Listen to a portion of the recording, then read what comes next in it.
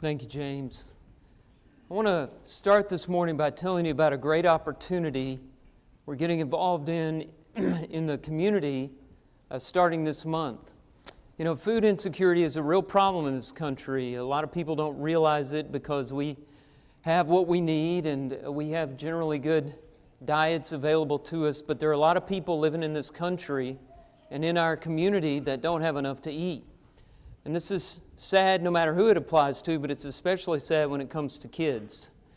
There are a lot of kids in our community that don't get a good meal unless it's when they're at school. And so in the weekends, they're left to their own, or they just don't have a whole lot to eat. They may have one meal or may not have a decent meal all day long. And that's why we're going to partner with a nonprofit called Backpack Buddies that sends home food with kids from school on Fridays to give them something to eat on Saturday and Sunday till they get back to school on Monday. I'm very excited about this because of the good that it will do, but also because in our benevolence works, a lot of times you don't get to see what's being done, and you don't get to put your hands on the work. So much of it is done between service times and when you're not able to be here.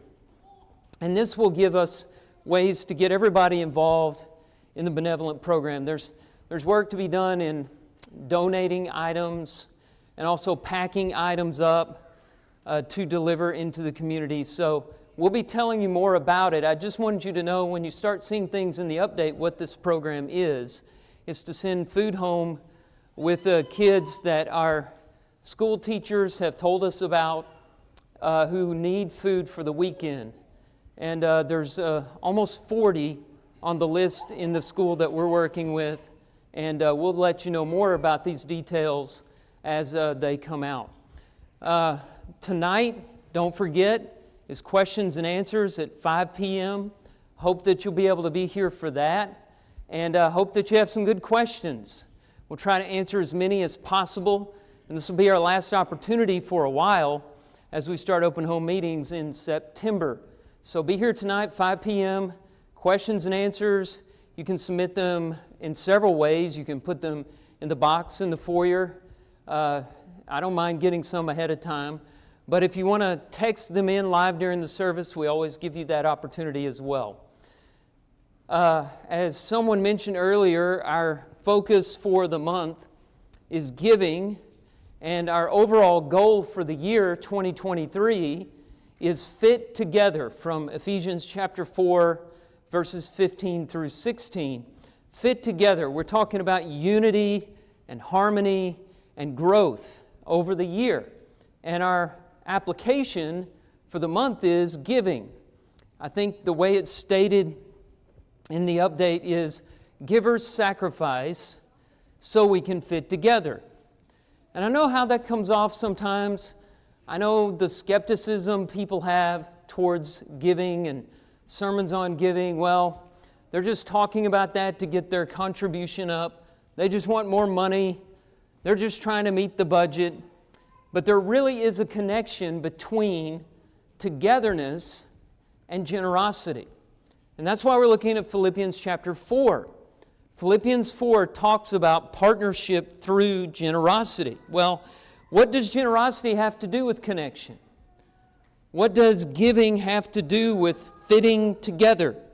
Well, if you're open to Philippians 4, I want you to notice that in two places Paul uses this word translated from the Greek koinonia. There are probably just a few Greek words that you recognize, and that's probably one of them. Koinonia is often translated fellowship. In the ESV, that's not the English equivalent here, but I want to point out in two places in verse 14 and verse 15, this word koinonia for fellowship is used in a discussion about generosity. First of all, in verse 14, he says, "It was kind of you to share my trouble," using the verb of koinonia, to share.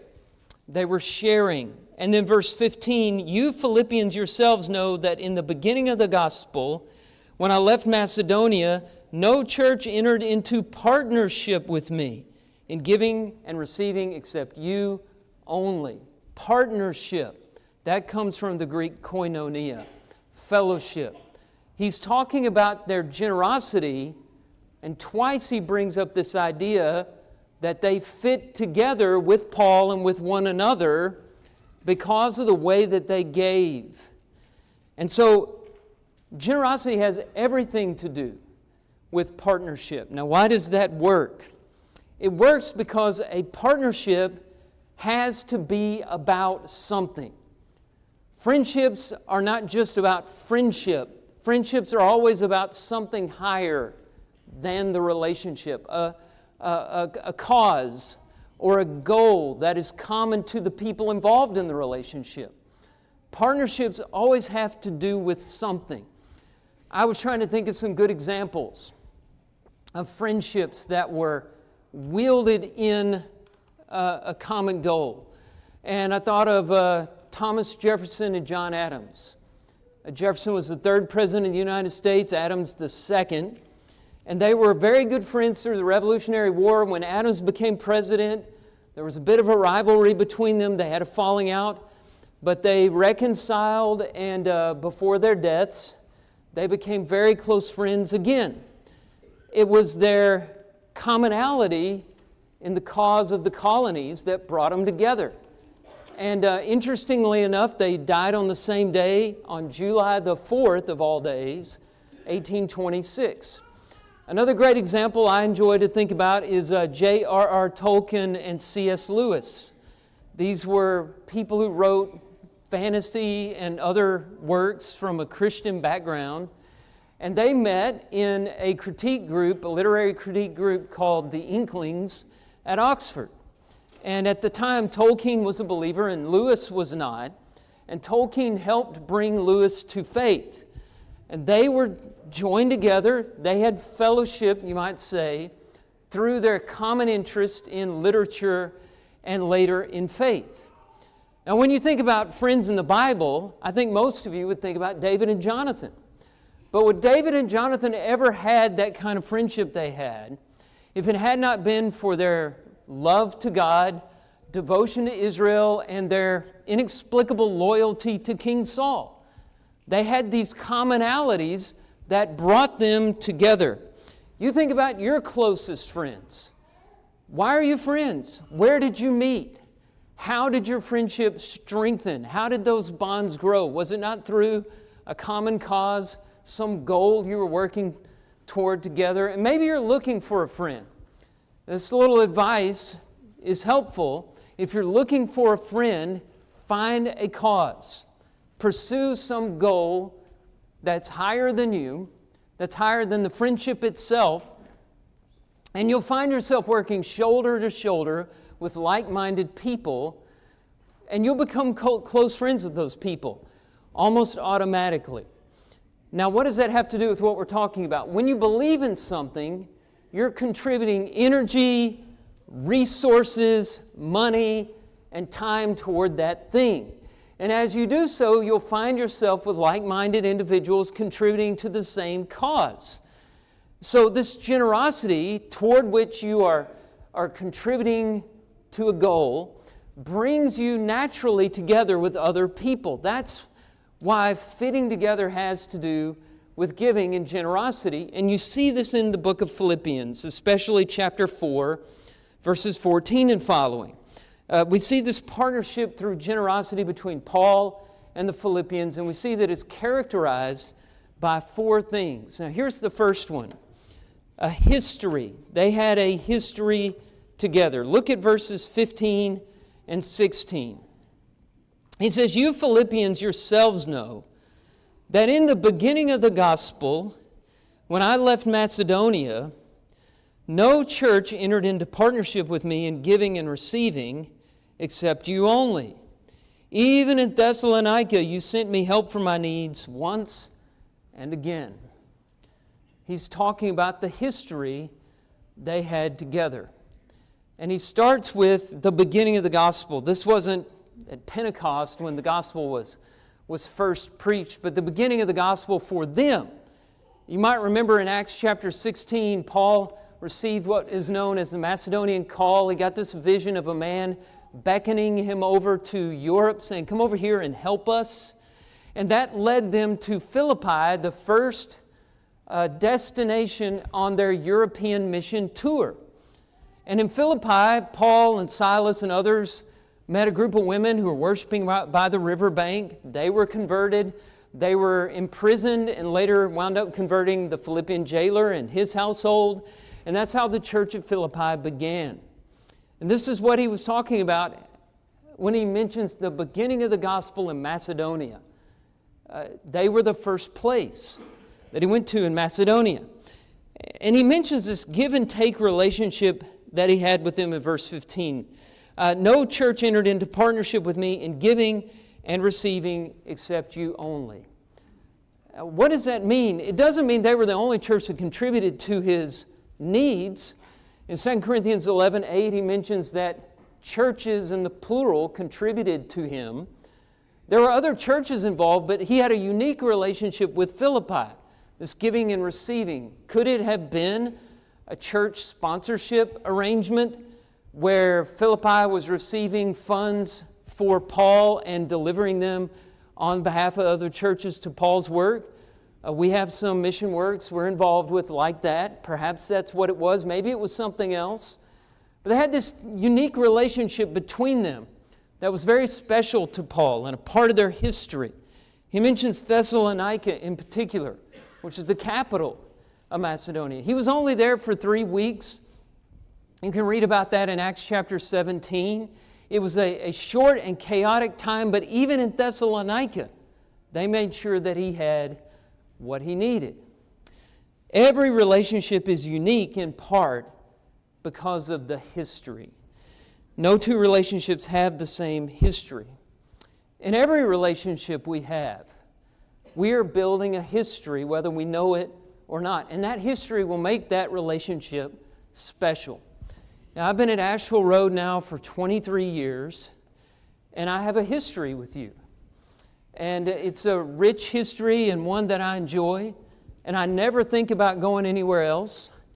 But if I were, and I sat down with another church and I was talking about the things that I might gain by moving, there's one thing that no church on earth could ever offer me, and that's the history that we've built together. That's something unique. That's something I don't have anywhere else in the world. You have a history with your family. You have a history with your friends. You have a history with your brothers and sisters here in Leeds. And that history is full of heartaches and disappointments and triumphs and encouragement, good things and bad things. For what it is, it's your history. And it makes your relationships special. Paul is thinking about that. And that history between him and the Philippians was full of giving and receiving with generosity. So that's the first thing. Now we notice in the second place, it was also characterized by effectiveness. The Philippians gave the right things at the right time. For Paul said they contributed, you notice verse 16, they contributed to his needs. I think that's really important, and we need to stop and talk about that for a minute. Are we giving toward needs? Now, there are two extremes when it comes to money in the church. The first extreme is a flippant attitude toward the Lord's money that wastes resources on things that have little, if anything, to do with the kingdom of God. The second extreme is a rigid, stingy attitude toward the Lord's money that's afraid to invest in the Lord's work and hoards it up in a bank account instead. You've probably seen one or the other or both of these extremes. It's very common. People are either too loose with the Lord's money or too stingy with the Lord's money. For example, I've heard people complain, this church spends too much money on the building. The utility bills are too high. Or we shouldn't be spending so much money on a mortgage or something like that. But the same people are willing to send money overseas to mission work, which I fully support. But guess what those missionaries are spending the money on? Buildings, food, gas for their cars, rent. Because, look, money isn't magic. The only thing that you can exchange with money are earthly goods and services. And so whether it's going into a building here or going to a building in Africa, you should gauge the needs, not necessarily just the outcomes. Churches all over America are holding on to thousands of dollars in their bank accounts because they're afraid to invest it, afraid to spend it, and they're asking folks to contribute on a weekly basis, and it really would be better in those cases for the people to just keep the money in their pockets because it would do more good there than wasting away in a bank account. God doesn't ask us to hoard up money. He wants us to use it for His kingdom. And so Paul and the Philippians asked, what does the work need? And then when they learned the needs, they spent money on what was needed. And they did it effectively so that the gospel could be spread throughout the world. Now, leadership is so important when we talk about these things, because the leaders are the ones who decide what the needs are and allocate the funds. Now, all of us have a responsibility toward giving. Individual members are asked to give on the first day of every week as they prosper, to lay it up and store it up so that it's ready to go when the work needs the money. But the leaders are supposed to determine how the money is to be spent. Now, we talk about giving to the Lord, and we should. But in what sense are we giving to the Lord when we put money in the collection plate? The money is the Lord's money only insofar as it's spent on the Lord's work, right? So that puts a heavy burden of responsibility on elders and deacons and ministers who work together to use their discernment in how the money is to be spent. Another way to look at it, we talk about Matthew 6, 19 through 21, where Jesus says, lay up for yourselves treasures in heaven. Well, how do you do that? There's no bank account in heaven. You can't pull up an app on your phone and look at your balance in heaven. Well, you only have $10 in there. I need to get to work and put some more money in my bank account in heaven. That's not how it works, right? How do you lay up treasure in heaven? Well, you do it by giving effectively, by giving in such a way that the money is actually used and invested in the Lord's work.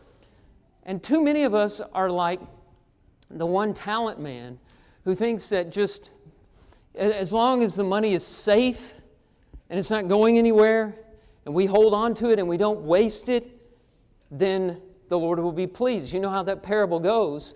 When the master returned and he found that the man had hid the money in the ground, he was angry and he cast him out into outer darkness. The severest penalty for the one who hoarded up the money of his master. So we need to put thought into using the Lord's money as effectively as possible. Now, before you start panicking, because I know, there's probably elders here, deacons who are thinking, oh boy, I'm not sure that I'm doing my work effectively. I could do better. All of us can do better. I want you to see this paradox that you see in Paul's writings. A paradox between concern that his work might be in vain, a concern for effectiveness, and faith that the Lord is going to make it work out. Okay, look at this paradox. So the first part of it, this concern over whether the work might be in vain, you can see reflected in passages like 1 Thessalonians chapter 2, verse 1, or 1 Thessalonians chapter 3, verse 5. Paul says, I'm worried that my work might be in vain. The word vain meaning empty or worthless or useless. And that concern was there on his heart. But then look at other passages like 1 Corinthians 15:58. What does Paul say there? Therefore, my beloved brothers, be steadfast, immovable, always abounding in the work of the Lord. He says, knowing that in the Lord your labor is not in vain. So there's some balance that we're looking for here between keeping our mind on effectiveness but not being overly concerned about outcomes such that we lose our faith. always know that as long as you're doing your best, God knows the spirit in which you gave. He knows your heart, and He knows your intentions. And that's going to be taken into account on Judgment Day when He looks at the effectiveness of our work. We're going to take risks that don't work out. We're going to try things that don't work out. We're going to talk to people who reject the gospel. We're going to give to works that, because of our limitations, don't succeed. And we need to have a little faith in God's grace and mercy on those things. But we must do the best we can with the monies given to make sure that it goes towards actual needs, not wasting it and not hoarding it up. Okay, let's look at the third point here. Mutual benefits. That's another thing that characterizes this partnership. If a partnership benefits only one side, that's called slavery. Slavery is a relationship where only one side benefits. A friendship or a partnership or a fellowship, like we see in Philippians chapter 4, benefits both sides. Mutual benefits. So let's look at Paul and the Philippians. Both benefited from this partnership. Number one, they sought Paul's comfort. It's important to know that Paul is writing this letter from a prison. This is one of the 4 prison epistles. He mentions this in chapter 1. In verse 7, he says that he's in prison. And then he mentions later in that chapter being chained to an imperial guard. That's the situation he's writing from. So he's completely dependent on others for his help. He can't work. We know Paul was a tent maker and he liked to support himself. But in this situation, he just couldn't do what he wanted to do. He couldn't support himself. He was constrained to this prison. And he doesn't mention specifics, but he says in the past they met his needs. We talked about that in the last point. And then if you look at verse 18, he says that he had received full payment and more. And he also says that there were gifts. Whatever they were, these gifts were delivered by the hand of a man, an evangelist named Epaphroditus, who was with him and who we assume delivered this letter to the Philippians after Paul completed it. So it's not just well wishes and prayers that they were giving him. They were giving him money, they were giving him food, they were giving him clothing, whatever it was that he needed to sustain his life. Paul had a lot of medical problems, so perhaps that was involved. Whatever he needed to sustain his life, the Philippians made sure that he had it. So they sought Paul's comfort. On the other hand, they were receiving as well because Paul sought the Philippians' credit. They sought his comfort. The Philippians sought his credit. He was very careful to explain that while he had needs, he wasn't depending on the Philippians to see that they got met. You know verse 13, I can do all things through Him, through Christ, who strengthens me. I can do all things. So he didn't have to have the Philippians. He had faith that Jesus was going to give him the strength he needed to endure this ordeal and any other ordeal that was thrown at him. And then look at verse 17. He says he doesn't seek a gift from the Philippians. So he hasn't been begging. He hasn't even been doing, as we say, raising support. He hasn't been looking for this from the Philippians. But he's still grateful about it. And he's still thanking them for their generosity. And why is that? Is it because of what they had done for him? It was, but it's not because of the specific gifts. He's grateful that they did this because of the credit they would receive in heaven for their generosity. Look at verse 14. After he says he can do all things through Christ who strengthens him, in verse 14 he says, yet it was kind of you to share my trouble. So he's saying, I didn't need this, but I'm glad you gave it.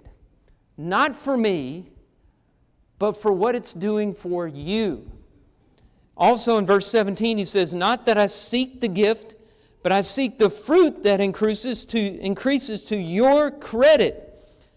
So what he's saying is you have succeeded in this case in laying up for yourselves treasures in heaven.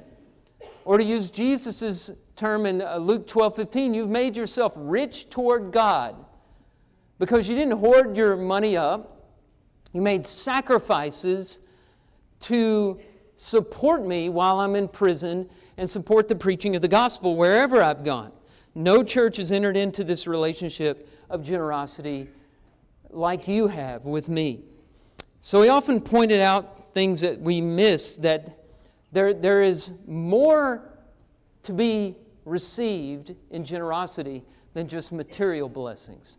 He does this at the end of the letter to the Romans, when he's asking the Romans to help support him in a trip to Judea, where the Jewish people were. The churches in Judea were largely Jewish. And he's talking to the Gentiles in Rome, and he's saying, you've received spiritual blessings from them. It's only right for them to receive material blessings from you. They had material things in Rome that the Jews in Jerusalem didn't have. The Jews in Jerusalem had spiritual things, teachings, the gospel, the apostles, and Christ himself that they could share with the Gentile churches, and there was mutual benefits involved. There's more to be received through generosity than just material blessings. That's the point. And remember what Jesus said, it's more blessed to give than to receive. Have you ever found that to be true? Try it, and you'll know the truth of that statement in Acts 20:35. It's more blessed to give than to receive. I like what Shaler Matthews said. He said, if it is more blessed to give than to receive, then most of us are content to let the other fellow have the greater blessing. Do you do that? You ever say, I'm going to let the other fellow get this time. He gets the blessing. Do you believe it? Like I said, if you've tried it, you know it's true. It is more blessed to give than to receive. Here's just a short list of things that you can receive, the benefits of generosity. Increased joy, feels good to give to the Lord, to give to a good cause, to help out a family in need. It lightens your heart, gets your mind off of your problems to help somebody else. It breaks the power that money has over us. If we have an idol that we worship in America, it's money, it's materialism. If there's anything we put above God, it's money. And whenever we make something besides God an idol, we become slaves to that thing. An act of generosity breaks that hold on us and gives the power to God, not money. You get personal satisfaction from serving others. There's spiritual growth involved as you learn to make sacrifices for others. You learn love, which is putting the other person before yourself. There are physical blessings that you receive from God. There are spiritual blessings that you receive from God. There are many, many passages of Scripture that promise that you're not going to go broke by giving to God. There are going to be blessings that come back to you. And so I have more to say on that on this next point. So let me move on to the last point here. The fourth and final thing that characterizes this relationship through generosity is worship. Now, because so many false teachers have twisted the Bible's teachings on money and have used them to fatten their pocketbooks, people become suspicious about sermons regarding giving. And I understand that. You know, I've seen the prosperity theology. I've seen the gross displays of piety that are just sales pitches. I've seen the stories about the preachers with private jets and millions of dollars who aren't even ashamed of taking money from people just to please themselves. So in this country in particular, there's a distaste for that kind of talk. And I've even heard it among our own brethren. There's something that has surfaced recently where people have started to challenge whether giving should be included among the 5 expressions of worship. And people say, you know, singing is worship. We see that in the New Testament. We see prayer as worship. The Lord's Supper is worship. We see the church worshiping God through the Word, through preaching of the Word. But where do we see the church worshiping God? Through giving. And these folks, as I've read them, they say, you ought to give. You know, we have to give. We should make sacrifices. That's just a general instruction. It's not a command that we should do this every first day of the week. Now, I don't know how they miss 1 Corinthians 16, 1 and 2, which says, on the first day of every week, you should lay by something and store it up so that there be no gatherings when they come. I know what they say is that's just that one specific case in Corinth, which we could argue that about every verse in the Bible. Well, that was just for that one time. That's not how the Bible teaches, right? But another problem I have with that is Philippians 4. Look at verse 18, where Paul talks about their gift. Notice how he describes it. He calls it a fragrant offering, a sacrifice acceptable and pleasing to God. Not to me. Paul doesn't say it's acceptable and pleasing to me. You did well. No, it's a fragrant offering. A fragrant offering, a sacrifice acceptable and pleasing to God. Is that worship? That looks like worship to me. Fragrant offering probably makes you think of the sacrifices in the Old Testament. It should, because many times they are described, the burnt offerings, as a fragrant offering. Actually, the phrase that's used most in the ESV is pleasing aroma. That's used 40 times in the Old Testament as a synonym for sacrifice. It's a pleasing aroma to God. I want you to think about what God was trying to teach with those experiences in the Old Testament, all those rituals, the temple, the tabernacle. A trip to the tabernacle and later the temple was a unique experience for everybody who went there. This was God's holy space on earth. It was to be kept holy and pure. And there were certain sites, the symbols of the furnishings, the way it was laid out. There were sounds, the bleating of sheep, the lowing of cattle, the prayers that went up, the music. And there were also smells.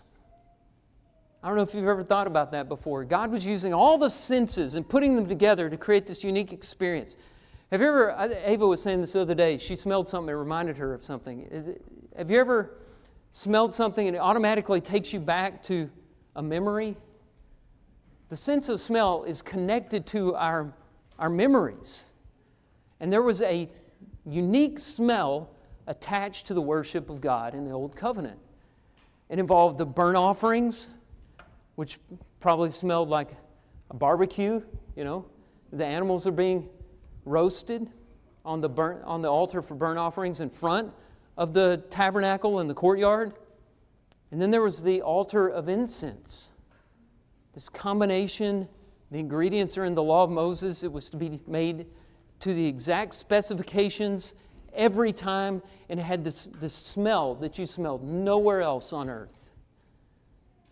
That was the pleasing aroma, that combination of smells to make you think of God's holy place and to remind you through symbols that God is holy and He is to be treated as holy, and through atonement we can be made holy so that we can come into His presence.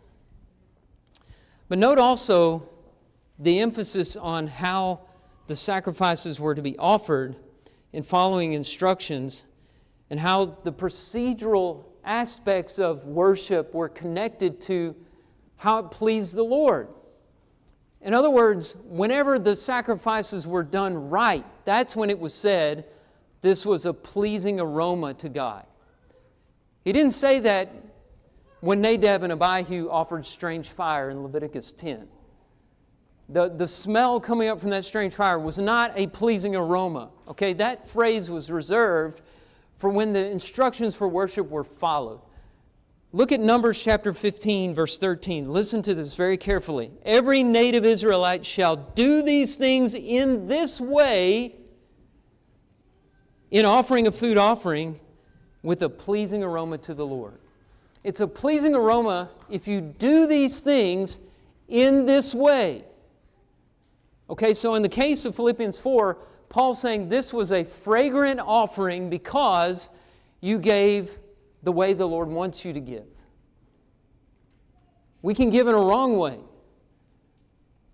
Jesus criticized the Pharisees and religious leaders in Mark 12 who had lots of money. They were putting large amounts of money into the offering box, but He didn't commend them. He commended a widow who gave the last 2 pennies that she had, or mites, or coins.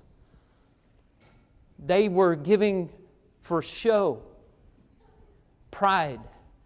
2 Corinthians 9:7 tells us when you give purposely, willingly, and generously, God is pleased. So when you do these things in this way, it's a fragrant offering. The Philippians gave purposely, willingly, and generously, and God was pleased.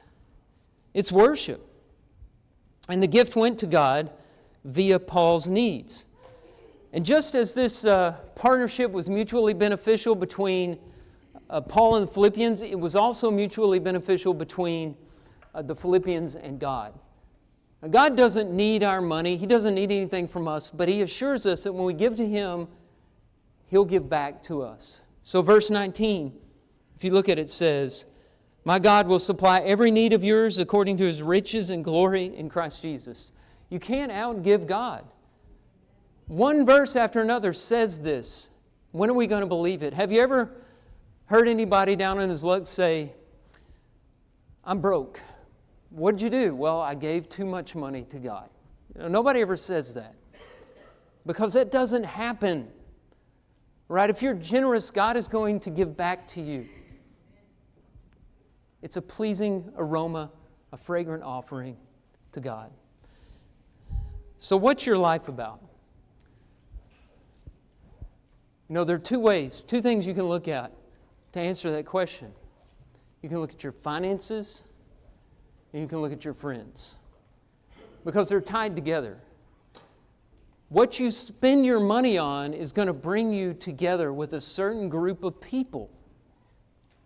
So look at your finances, look at your friends. What does it say about what's important in your life? Do you need to make some adjustments on that? What is your life about? Do you need to grow in that? Do you need friends? Do you need a family? There's a spiritual family on earth, the Lord's church. It's the greatest group of people in the world, not because they're better than everybody else or that they have a righteousness of their own, but because they've learned the truth that all have sinned and the only hope of mankind is salvation through Jesus Christ. And in humility, they've given their life to Christ. And they've found others with like-minded faith to walk through this journey of life together. Will you let the Lord add you to this group by becoming obedient to the gospel? And if you're a part of that group but you've strayed to the right hand or to the left and you feel like you're off track, will you let this group pray with you this morning? We're going to sing an invitation song. If we can help you in any way, let us do so right now as we stand together and as we sing.